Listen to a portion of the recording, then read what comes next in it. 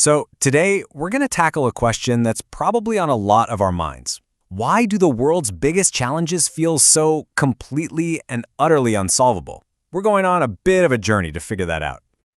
I mean, does it ever feel like the world's problems are just getting more and more tangled? Like we're stuck in this endless loop of crises and there are just no clear solutions in sight.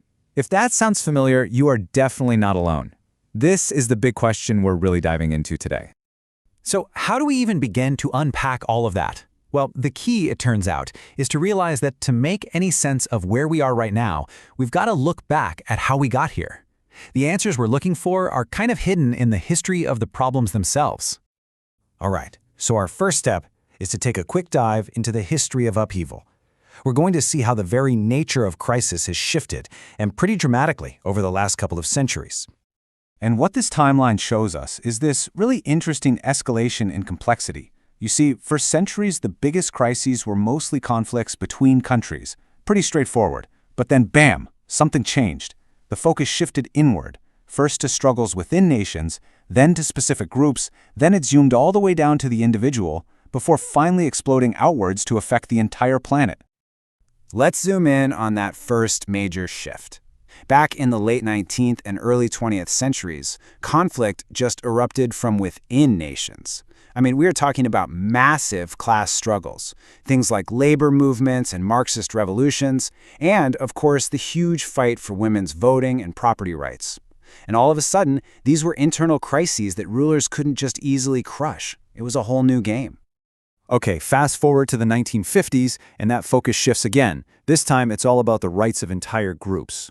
This is when we saw these widespread movements for independence from colonial rule, and these incredibly powerful fights against discrimination based on race, religion, gender, you name it. The world was literally being reshaped by these huge collective demands for justice. And then, by the 1990s, the lens just narrowed even further. The struggle became super personal, right? It was all centered on the individual's right to choose how to live their life. This is where you see debates over gender identity, children's rights, and even animal rights really taking center stage, creating these new and really profoundly personal social crises. And here is the absolutely crucial point. Those earlier struggles, they didn't just go away. Nope, they kept spreading and evolving. But then this massive new layer gets slapped right on top of everything else. Now we're dealing with crises that are global and systemic. We're talking climate change, resource depletion, overpopulation, problems that affect every single one of us, no matter where we live. Okay, so we've kind of mapped out the what, this layering of increasingly complex crises. Now let's dig into the why. This next section is all about the search for answers itself, and why it feels so gosh darn hard to find any real solutions in our modern world. So you have this constant stacking of problems, one on top of the other, from the deeply personal to the totally planetary. And I mean, it's totally understandable, right? It's created this widespread fear. It's kicked off this almost frantic global search for answers, with people looking for guidance just about everywhere. And this is where it gets truly overwhelming. Because we are just bombarded, absolutely bombarded with expert opinions, with research findings, with books, all of them claiming to have the answer. The sheer volume of all this conflicting information just makes any kind of clarity feel impossible. It's really like analysis paralysis, but on a global scale. So all of this overload, it leads us right to the core diagnosis of our time, and that is that we're living in an age of confusion, where the very search for answers has become its own source of conflict. And this conflict, this gets right to the heart of the matter.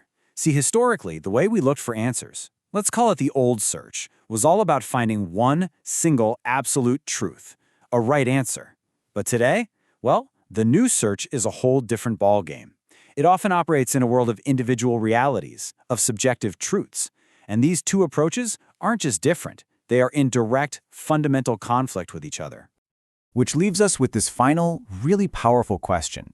How can we possibly find a way to solve a crisis when we cannot even arrive at a common agreement of what's causing the problem or what the solution should even be? And that, right there, is the fundamental dilemma of our age. It's the challenge that you and I, well, it's what we're all trying to navigate every single day.